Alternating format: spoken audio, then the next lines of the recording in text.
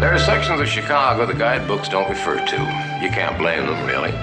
The guidebook's function is to sell the glamour and excitement of our windy city, and whichever way you dress it up, old age is neither glamorous nor exciting. Roosevelt Heights used to be a plush neighborhood, but the plush neighbors moved uptown, leaving the old people. And old people don't move easily. They become set in their surroundings. Their friends live next door. They've been going to the same store for 25 years. And probably most important of all, they can't afford to relocate, even if they wanted to. The battle of fixed income versus galloping inflation never ends. But even inflation took a backseat here in Roosevelt Heights, as a far greater fear overtook the residents, a terror which effectively dwarfed everything else. October 14th, one Harry Starman was about to break the law. He'd done it before many times. Gambling on Friday night was forbidden by Hebrew law. So, to escape his wife and to escape going to temple, Harry and his cohorts took drastic measures.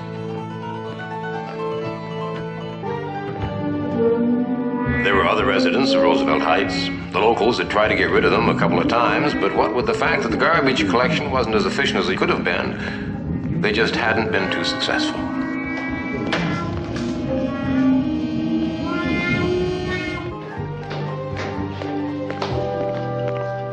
You mind if I cut? Good. What am I, a cheat? You're late? What's with the late? I stopped to get this. They raised the prices again. You each owe me 50 cents. You still haven't paid for the bottle I bought last week. I paid you. You did not. Joe, I leave it to you. You were there. I paid you. I'm telling. We're gonna play poker or we're gonna schmooze. Penny ante, penny raises? Good. But I paid him. No matter what he said, what are you sitting? Where's the glasses? Glasses. Did you ever get them? No, I always have to get them. And you did not pay me for last week, and don't stack the deck while I'm out. Silly old lunch. If it wasn't this table, I wouldn't be found dead here. I hate to go out there. Bacon and ham hocks, pig's knuckles. So who told you to take this job anyway? Then tell a lie so you wouldn't lose anything on Social Security. You know him. You know him. Ante up. Ante up. Hey, did I ever tell you about the time I played with Nick the Greek? You did, Harry, you did. It was in Las Vegas. It was a pleasure to lose to him. He could bluff you without flinching an eyelash. He was an artist.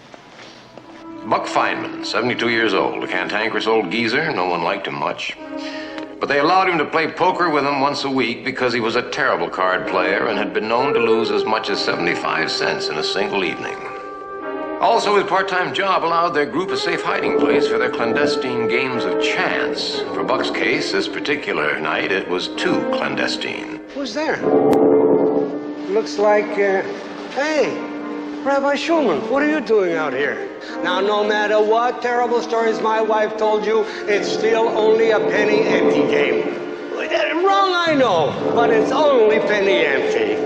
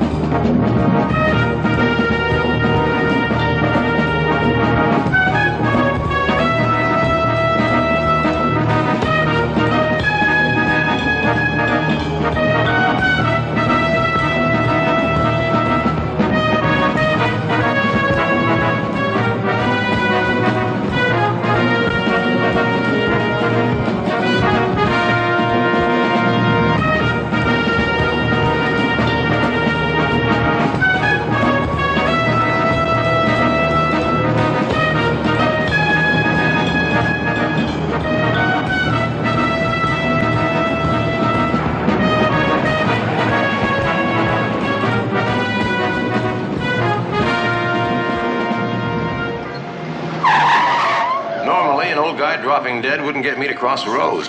But things were pretty quiet that week, and there was something in the report that I'd picked up over my police radio that didn't sound strictly kosher.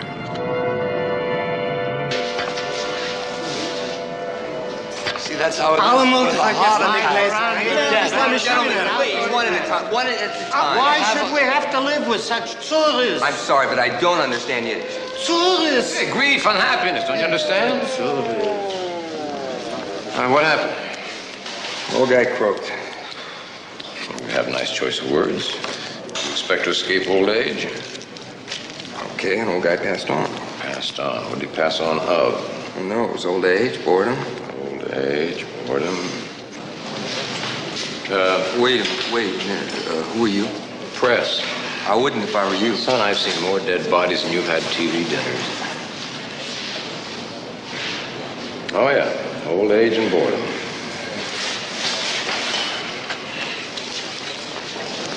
How did it happen? Well, apart from the old people, the other tenants in this area are rats. And rats do get hungry.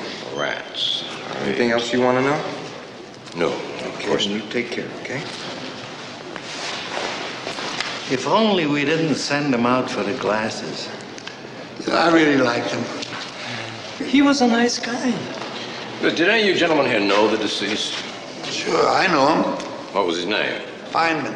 Buck Feynman. His real name was Julius. Buck, he got from the movies. He loved movies. Hey, you a reporter? Mm-hmm. Then how about reporting, for instance, how come the health department don't get their cans down here and clear out the rats? It's not only here. You see my apartment building around the back. Health department. Houston, you work for the health department? Me? Yeah. No, that was my brother. No, he was in charge of printing up quarantine signs. That was a long time ago. What about the rats? Well, we all have rats, sir. I mean, you should see the one I work for. Talking about rats that eat you before you can get a decent Jewish burial. Uh-huh. Well, you may have a point there, Mr. Sir, your name? Yes. Starman. Starman. Harry Starman. You writing this? Yes? Starman. S-T-A-R, one R. R, one R. One R, yeah. Starman. You know, I understand we've all got problems, and we gotta handle them. Okay, I understand that. But on top of all of that, rats? Rats that chew you up before you even get cold? Well, how long was he dead? Well, you see, we were playing poker. I brought some wine, he went to get some glasses, and about a half hour later, we went to look for him. And that's when we found him, right, fellas? Right. 1/2 hour. Half hour. What did the police say? Nothing. Well, nothing official. Unofficial? Well, it had to be longer than half an hour for Feynman to be devoured, that the old guys made a mistake and they're getting senile. Well, it is an old people's neighborhood. Well, old doesn't have to be synonymous with senility, Tony. How old are you?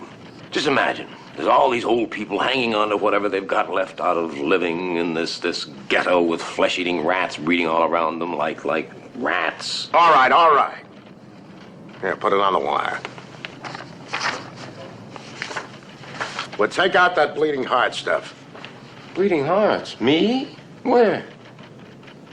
Oh, the tragic death of Julius Feynman, age 72. Tragic offends you. Just make it the death of Julius Feynman, age 72. We don't want to imply that we're tossing brickbats at the sanitation department for malfeasance or anything like that. You're a real crusader, Tony. Well, listen, you've got a good angle there. Just get more of it. You get some damning facts and I'll go with you all the way. We'll slam anyone who's responsible. Really? You're going to throw a few brickbats, are you?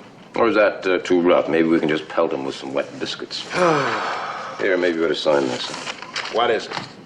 Just sign it, Tony. I gave Harry a few bucks. What for? Come on, Tony, it's just sign it. Well, you won't do any harm. I mean, apart from a pension, he's got nothing.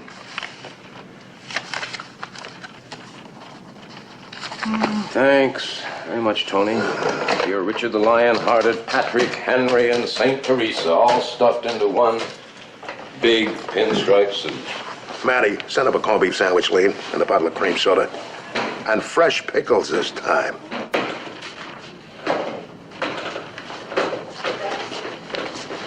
Well, you're working late tonight, Miss Emily. Oh, I'm helping out with the advice column. All these poor people, such problems. Look at this.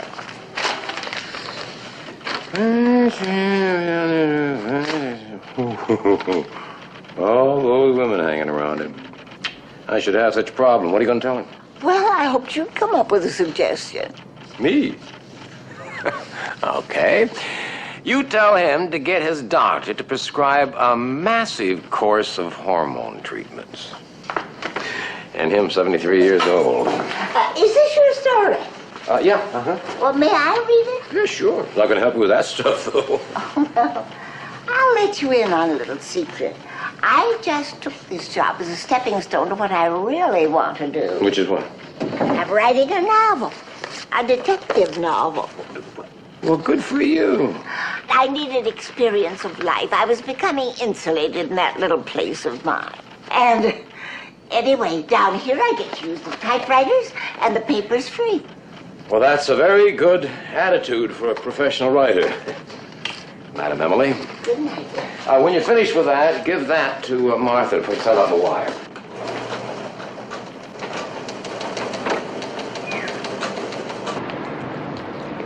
If Vincenzo was going to give me a feature series on Roosevelt Heights, I'd need more background, lots more. But right now, I'd had enough. I was tired and I wanted to go home. Maybe if I'd done my job properly and gone back to Roosevelt Heights that evening, the Goldsteins would still be alive. I didn't understand it. What? The movie. What's to understand movies nowadays? They take their clothes off. That's all that matters. Jeanette MacDonald and Nelson Eddy, they never took their clothes off. Neither did we, really. We never left the lights on, either. Now that I come to think of it, what would it have hurt? Come on, Miriam. Well, what would it have hurt? All that running in and out of the bathroom, putting on our pajamas, all that ceremony. Oh, Saul, what were we so ashamed of? Come on, Miriam. Saul, where are you going? Taking the shortcut. I don't want to. What's what I don't want to? We always take the shortcut through the alley. Now, that was before Mr. Feynman died. So what is that supposed to mean? Buck Feynman is going to pounce on you fresh from the grave? You know what I'm talking about. Mr. Feynman, God rest his soul, he didn't just die. He was killed by the same wicked person that's doing that all over the neighborhood. Those are just kids, Miriam. Just kids. Kids don't go around killing people. All right, Mr. Wise Guy, so what did kill Mr. Feynman? He died. He was pushing 80. He was entitled. I am not going to take the shortcut. Okay, so the cocoa will be ready on the stove when you come home.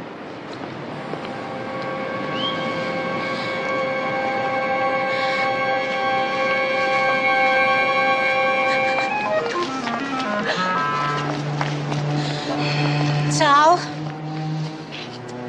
you're a stubborn man, Sal Goldstein. My feet hurt.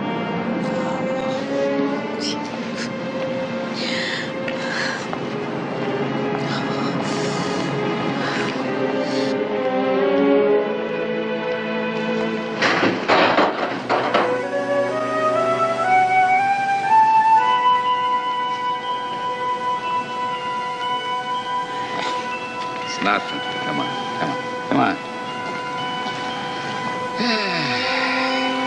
Go for it.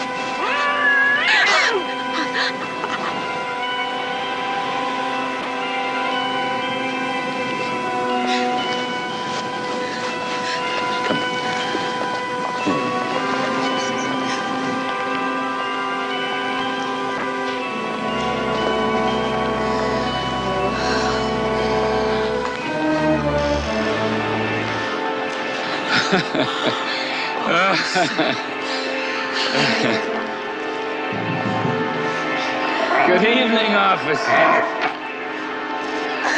Sal, I was so silly.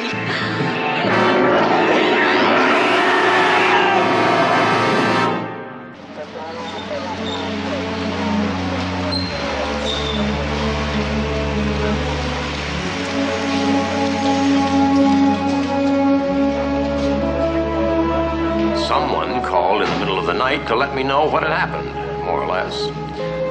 I say more or less because that someone was too hysterical to make much sense, but the little that I could glean made it hard for me to sleep. Who croaked this time? Beat it, I'm busy. Just a name? Come on. Goldstein, Mr. and Mrs. Mr. and Mrs. Chewed up like the rest of them? I'm not a quiz show host. For one thing, they make better money than I do. Better jokes, too.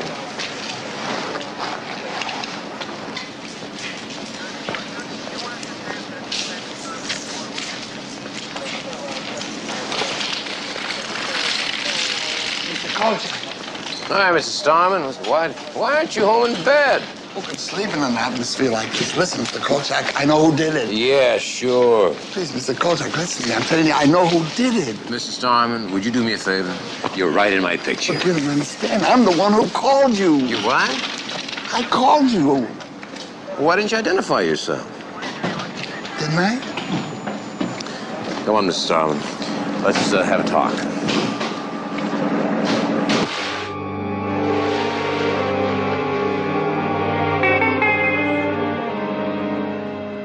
He lives there. It's his restaurant. Who? The man who murdered the Goldsteins, the Hindu. Why would he want to kill the Goldsteins? He's a Nazi, that's why. Harry, excuse me, but you usually don't find Hindu Nazis in any great number. Look, the Goldsteins were Jewish, right? Yeah, well, this is a Jewish neighborhood, Harry. Sure it is. That's why he chalks up those swastikas all over the place. Well, how do you know it's him, Harry? Look, he moved in here a couple of months ago, just after the rats chewed up old Mrs. Resnick, and that's when the swastika started to appear. I mean, Mr. Kolchak, what sort of a nut opens an Indian restaurant in a Jewish neighborhood? Me, personally, I'm not too crazy about kosher chutney. Do you mind? Yeah, well, you got a point there. Sure, he's up to something bad. I saw him the other night. He was painting swastikas all over the door and fence back where he lives and back of the restaurant. I'm telling you, he's as crazy as a bedbug. He is. Who are we talking about? All right, Harry, let's go see.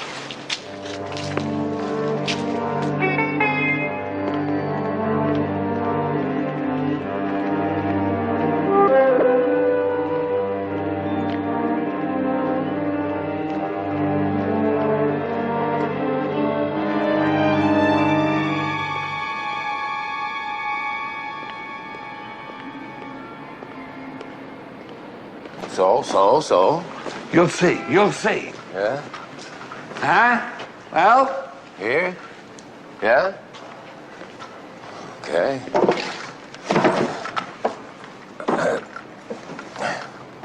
Huh? Was I right or was I right? You was right. You want to join me?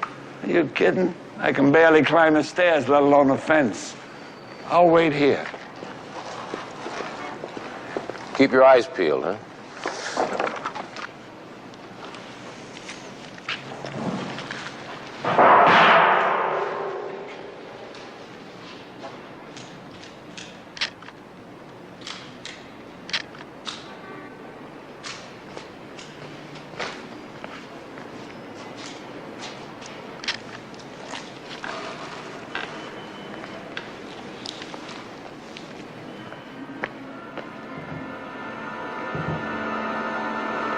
Hey, Mr. Kolchak, how did you get around there?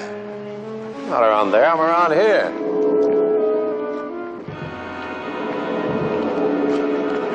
Mr. Kolchak!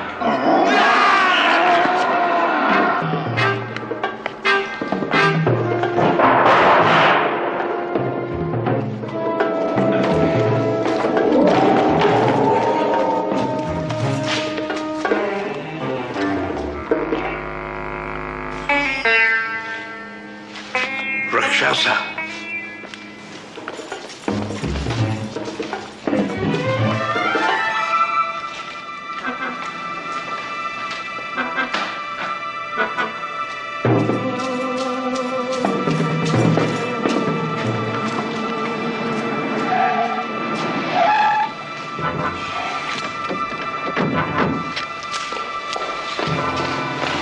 Well, am I glad to see you guys. I bet you are.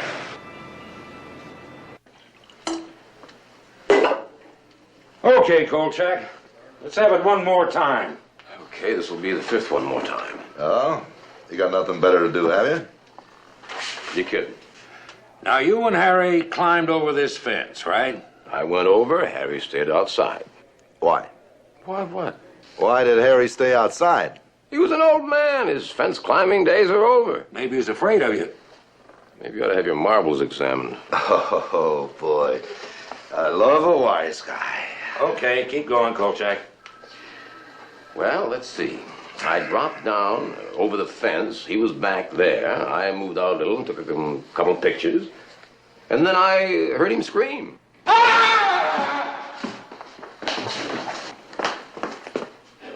What's going on here? Police business, that's what. Are you up to it again, Prodman? Weren't you reprimanded for getting a little rough a few years ago? Oh, me? You all right, Carl? He was just giving testimony. Tell him, Kolchak. No, that's right, Tony. No, just like the officer says. I'm surprised at you guys. Surprised and very disappointed. Am I out, Tony? Yes, you're out. Now, let's see here. You are Prodman? And you're a new face around here. What's your name? Come on. What's your name? Thomas. Thomas. Thank you very much. Reading between the lines of all the police hassling, their message came through. Poor Harry had died of natural causes and then been stripped of his flesh by rats. That theory had been passable in the case of McFeynman, specious in the case of the Goldsteins, and now in the case of Harry Starman, just too hard to swallow. After all, I had been there. I knew that Harry had been devoured in the short time it takes me to click off a couple of snapshots. Mr. Grievous! Frank, you remember me, Carl Kolchak, INS? INS, you fumigated our offices last January for roaches. Oh, yes, I remember you. You still leaving those half-eaten donuts and bagel crumbs all over your desk? Ain't much any exterminator can do for you. You keep up that kind of behavior. I don't eat bagels. Vincenzo eats bagels. Oh, yes, you did. Listen, is it something I can do to help you? Quickly, I don't even have time to break for lunch. Yeah, okay, now, your typical urban rat. How long does it take a pack of them to destroy a good-sized carcass of beef? Oh, I've worked in some of your big packing houses. Yeah. Sometimes a pack of brown rats will strip a whole beef carcass in 12 minutes flat. 12 minutes. Oh, and then again, sometimes the joke's on them. They get cut in the grinding machinery. Listen, you're getting spray all over your sandwich. The poison. Well, what difference does it make? It's all loaded with chemicals and preservatives anyway. 12 minutes for a steer, huh? How about 1 minute for a human-sized carcass? Oh, if they're deprived of their normal food, they can do wonders. But 1 minute? I think you're getting into the piranha category. It just don't seem feasible. Thank you. And bon appetit.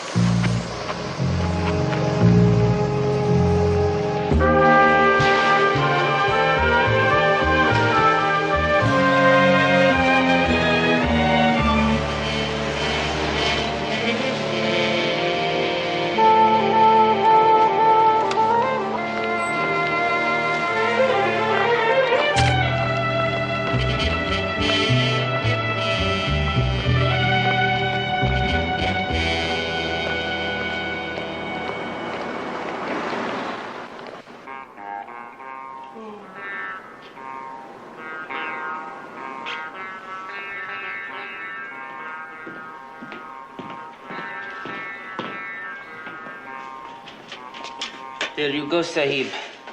Magum bak. Magum Bak. What is it? Beef curry. Beef curry. Well,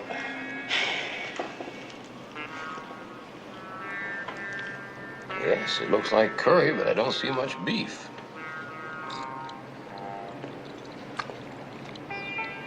Well, it's not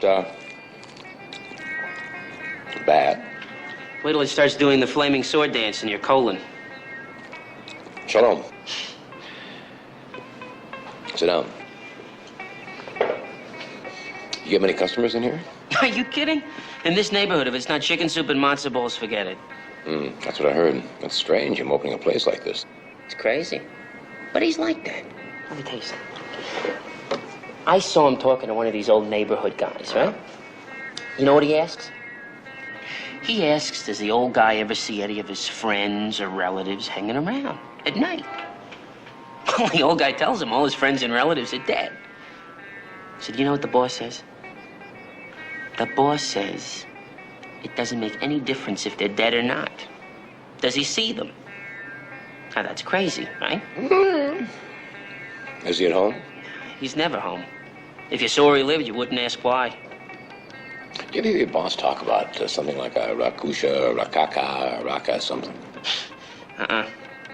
The only thing he's ever talked to me about is to wash my hands before I serve the food to people. Well, that's considerate. Why? Why all the questions? Well, I've only got one more, really. Where's the bathroom? The curry's getting to you already, huh? It's out back, Sahib. Out back.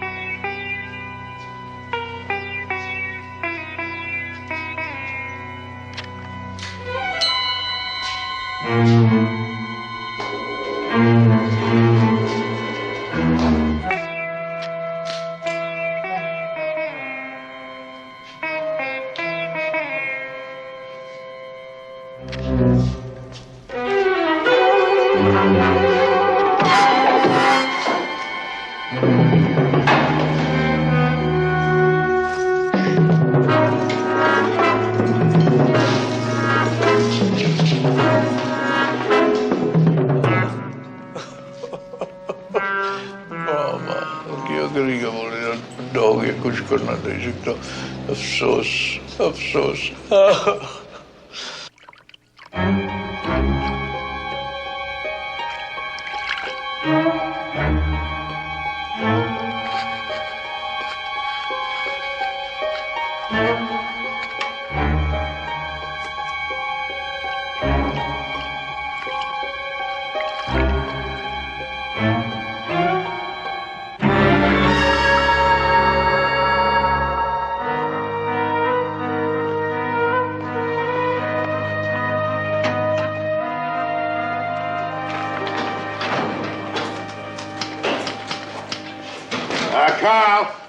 Carl.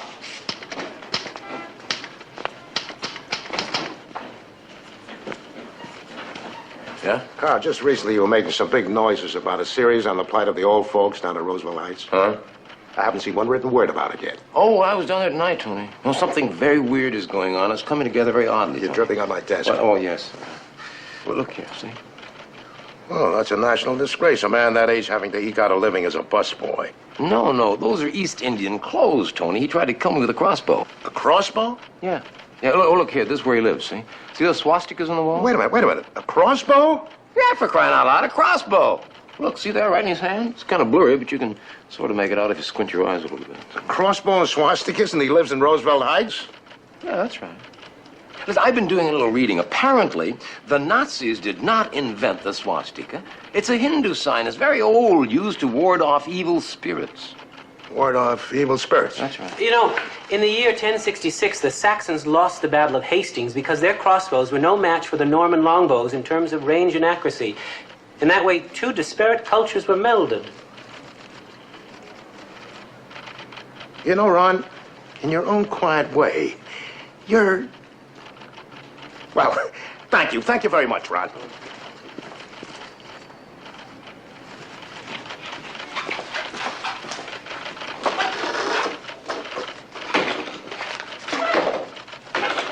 Nonsense, what is it going to drive me into a state institution? Yeah, Tony, I heard this man say something about a Rakusha or an Aksha or something. You ever heard anything like that? No, and I don't really care, Carl. I'm just going to finish some work and then I'm going home. Suddenly, I'm very tired. Very tired. You're dripping on my desk again. Oh. Indian swastikas, Norman conquest. Am I supposed to see God's design in all this?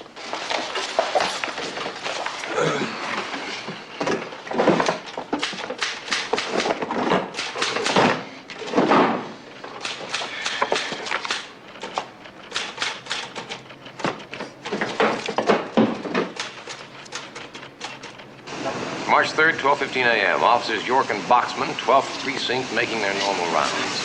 They've been told to keep an extra lookout since the events of the past couple of days. It would have been better for them if they hadn't.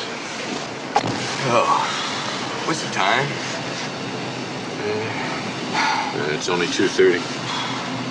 It's gonna be another long night. Yeah, let's roll.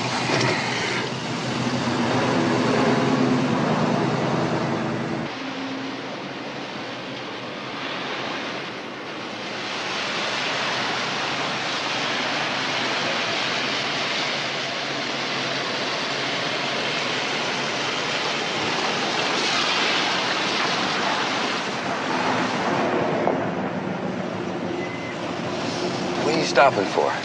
Well, I saw somebody run into that alley. Where? Down there? Yeah. I don't see a thing. Could have sworn I saw something. All right, you win. I'll take a look.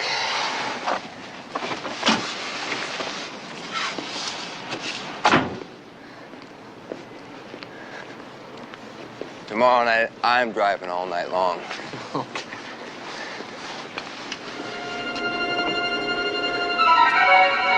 Hey! Hey, you in there! What'd you see? There's somebody creeping around in there.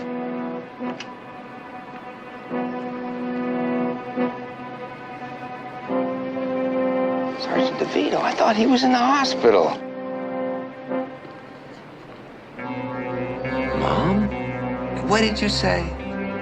That's my mom out there.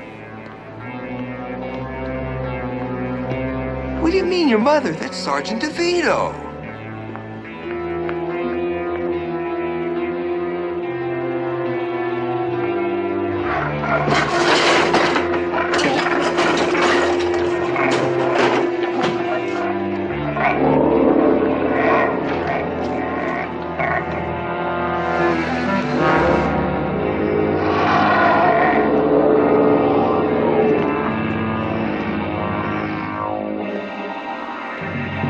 Sorry, just stay back.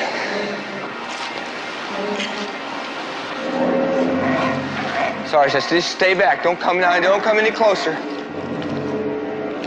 Sorry, don't come any closer.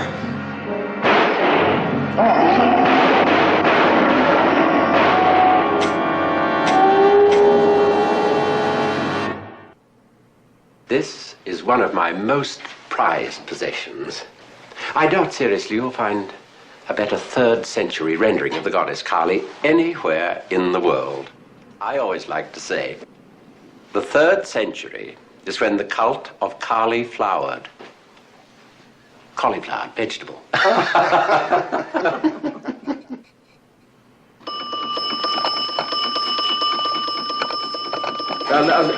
I'll be with you straight away.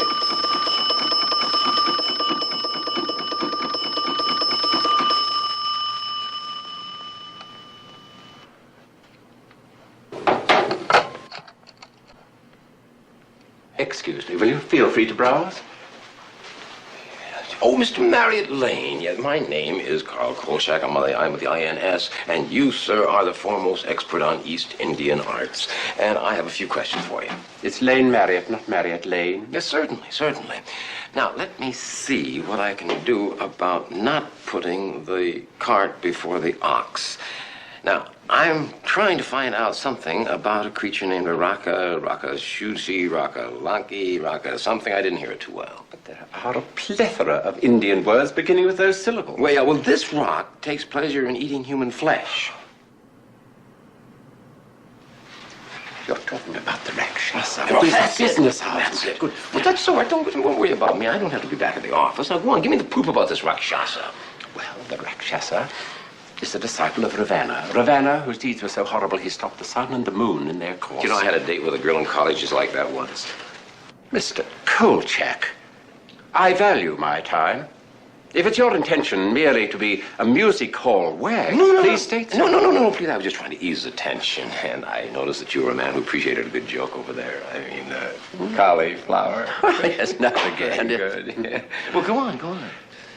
Well, a Rakshasa is an evil spirit who can possess a man's mind and delights in the consumption of human flesh. Really? Well, I had a run-in with an old Indian. Maybe it was a Pakistani. I don't know. Anyway, he tried to kill me with a crossbow. Now, is it possible that he's a Rakshasa? Think, man. Think. I just told you a Rakshasa is a spirit, a myth. They're not real. However, a crossbow is the method prescribed in legend by which one may destroy a Rakshasa with arrows blessed by the divine Brahma himself. Well, then this old man was trying to kill a Rakshasa, or thought he was. Well, why would he take a shot at me? The chap's actions seem understandable to me somehow. Oh, you do enjoy a good joke, don't you? So that's all the Rakshasa are after, huh? Eating people. After Ravana, their leader, was killed, the Rakshasa lived on leaderless. They drifted into a timeless limbo, where, according to legend, they send emissaries into the living world to see if the time is right.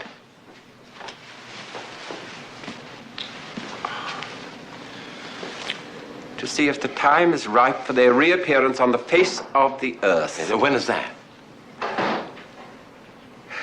When the world has slipped to the edge of the abyss. Mistrust. Decadence. Moral decline. I see. In other words, they might be getting their marching orders right now. Now, you really must excuse me. Yes. Well, I'll just hang around here. Say, my boss might like this as a paperweight. How much you getting for it? $3,750. Oh. Well, come to think of it, he's got a sentimental attachment to one he's got now. It's a little round ball at a little cottage inside. You shake it up and snow falls on it, you know. Did you ever see Citizen Kane? Yes! Yes. Take a look at that hanging over there. You may find it of use. Thank you.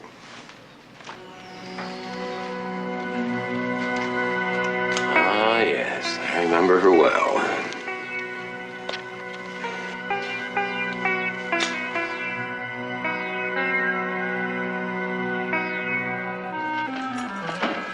Tony? Yeah. Oh, this is it, huh? Yeah. The story that starts out with the rodent problems of the lower income old folks and degenerates into this drivel about some evil spirit that comes from New Delhi and makes sandwiches out of people. That Hindu spirit's got nothing to do with New Delhi. Also appears to his victims as Carl Kolchak, but actually looks like Bongo the chimp with fangs. See, he only appeared to Harry Starman as me, Tony. Why don't you read the thing thoroughly? Now, the Rakshasa have magical powers. They seduce the victim to death by taking on the image of someone the victim trusts. And poor Harry Starman, he trusted you. Well, obviously, he never had to depend on you to come up with a cogent story, something that'll turn a profit. Tony, you gotta put this story on the wire now. If only one paper picks it up and prints it, some butchery may be prevented. Put this on the wire, put myself up for ridicule, put myself on unemployment? Now, think about it a moment, Tony. Just think about it. Consider the logic. Before Harry died, he called my name. He thought he saw me. Now, that young cop, what's his name? York. The scuttlebutt is... Scuttlebutt? The rumor is that he believes he saw Sergeant Ernest DeVito, a guy who's been a father figure to him all of his life, and DeVito was on sick leave because of a coronary. Oh, he just wigged out because he saw his partner get hurt. Well, what did happen to his partner? Eaten by rats while York stood by and watched? Come on. Listen, it's the way the Rakshasa works. He plucks images from the brains of those he wants to slaughter. Someone he knows that they can trust. Even if the paper's printed as a joke, it might make sense to some of those old people, worry them into being careful. Sure would make sense to them. They're senile. Just a minute. You may be my employer, but you're walking on eggs when you talk that way, Buster. I'm sorry, but this is a little too much. Come on, Tony, do it. Will you do it? Put it on the wire, will you? As far as I'm concerned, it's bedtime for Bonzo. Vincenzo, where are you going? That's none of your concern. Vincenzo, come back here!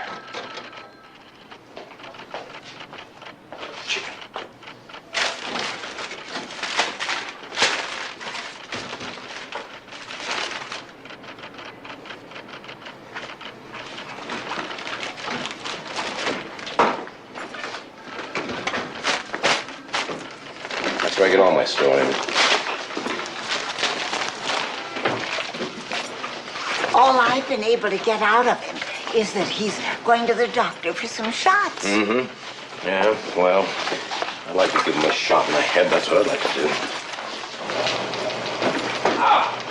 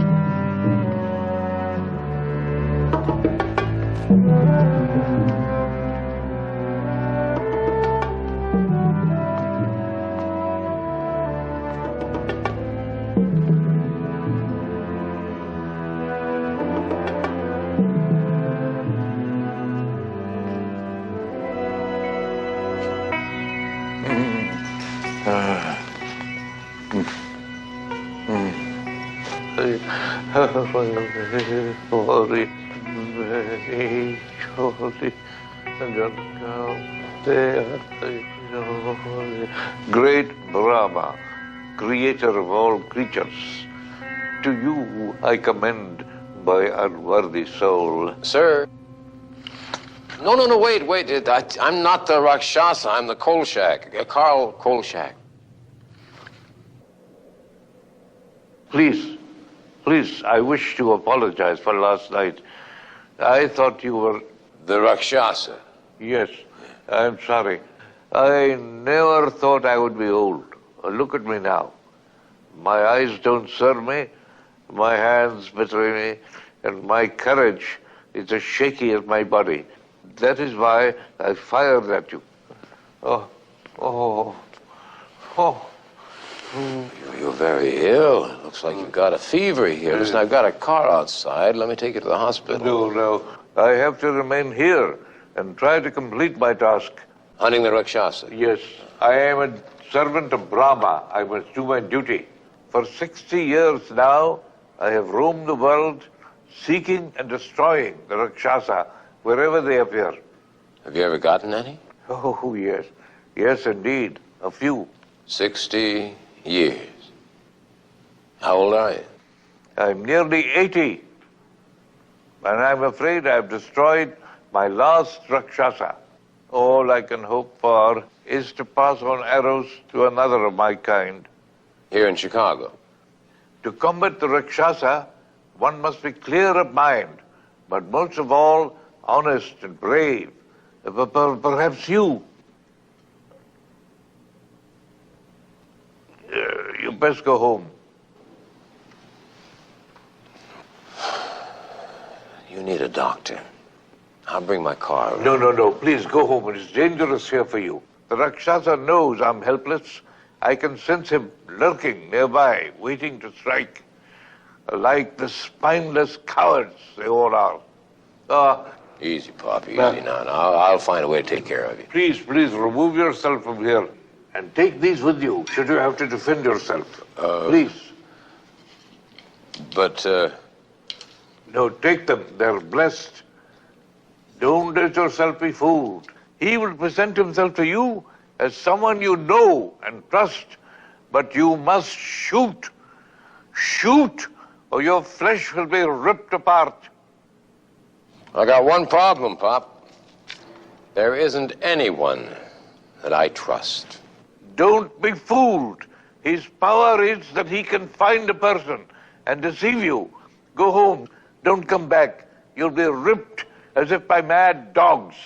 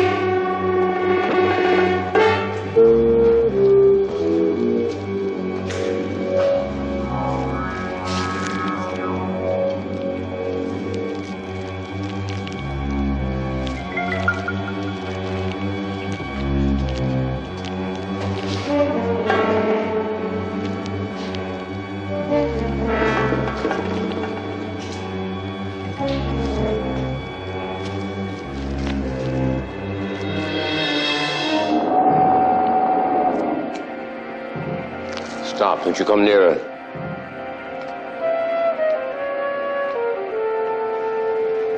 Emily?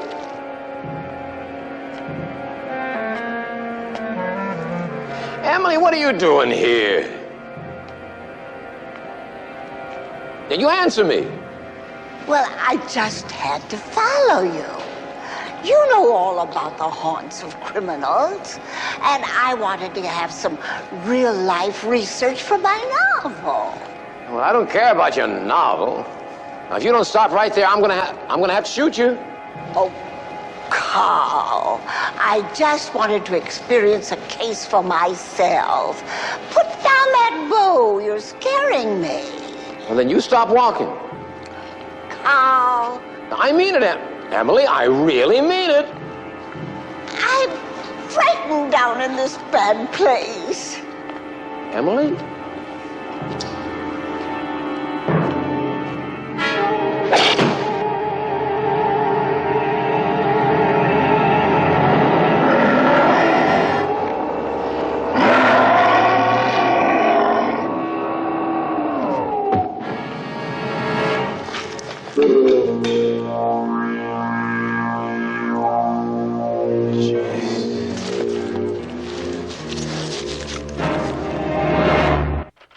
I'd like to have told Miss Emily that the Rakshasa appeared to me as her. According to the legend, it meant that I trusted her. But then I would have also had to tell her that I shot a steel arrow straight into her. I don't think she would have appreciated that. But in the final analysis, what's the difference? As long as we all trust each other, why should anyone's feelings be bruised? Why, Miss Emily, you look absolutely gorgeous.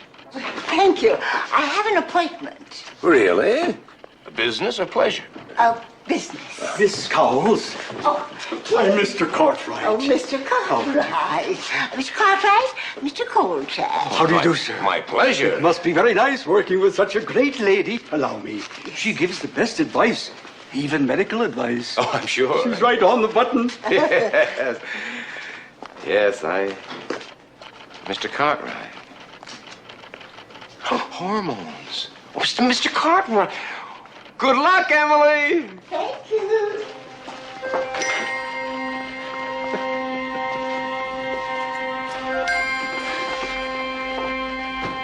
Let's see, where was I?